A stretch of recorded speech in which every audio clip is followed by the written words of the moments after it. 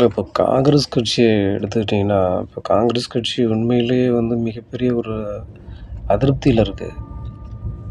அது டிஎம்கேல வந்து அ வந்து ம் தொடர்வத அது விரும்பல. ஆனாலும் சூழ்நிலையால அந்த கட்சி வந்து அதில இருந்துகிட்டு இருக்கு. அது அது வந்து தமிழக வெற்றி கழகத்த நோக்கி தான் அதனுடைய பார்வை இருக்கு. இந்த தேர்தல் இல்ல, இன்னும் எத்தனை தேர்தல்ல எத்தனை முறை வந்து திமுக கூட்டணியில் இருந்தாலும், அவங்க வந்து கண்டிப்பா வந்து ஆட்சியிலும் பங்கு, அதிகாரத்திலும் பங்கு என்பதெல்லாம் வந்து பேசக்கூட முடியாது. அதனால வந்து அவங்க வந்து விஜய் அவர்கள் பக்கம் போனா நமக்கான ஒரு அங்கீகாரம் கிடைக்கும். நம்ம ஒரு ஆட்சியில் அதிகாரத்தில பங்கு வகிக்கலாங்கிற ஒரு ஆசை வந்து காங்கிரஸுக்கு இருக்கு.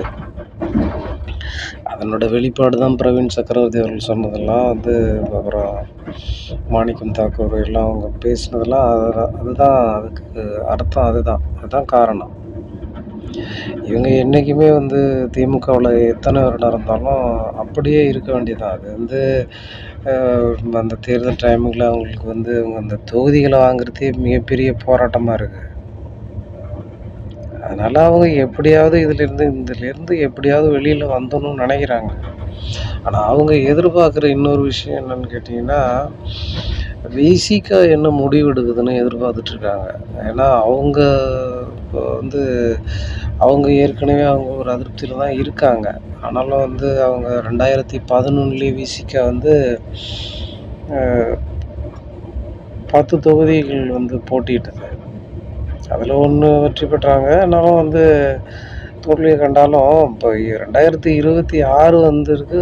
அதனுடைய கட்சி அங்கீகாரமும் பெற்றுடுச்சு. அவங்க 25 தொகுதி கேட்குறாங்க.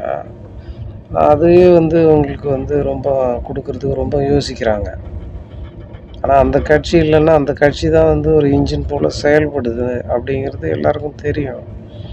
ஆனாலும் திமுக வந்து அதில கொஞ்சம் அது திமுகவோட செயல்பாடு அதில கொஞ்சம் சரியில்ல. விசிகாவுக்கு கண்டிப்பா அது கேட்குற தொகுதிகள கொஞ்சம் குடுத்தா தான் அவங்க திருப்தியா அந்த தேர்தல்ல அவங்களால செயல்பட முடியும். அதனால அந்த கட்சி என்ன பண்ணுதுன்னுட்டு தான் இப்ப வந்து இவங்க எதிர்பார்த்துட்டு இருக்காங்க காங்கிரஸ்லேருந்து.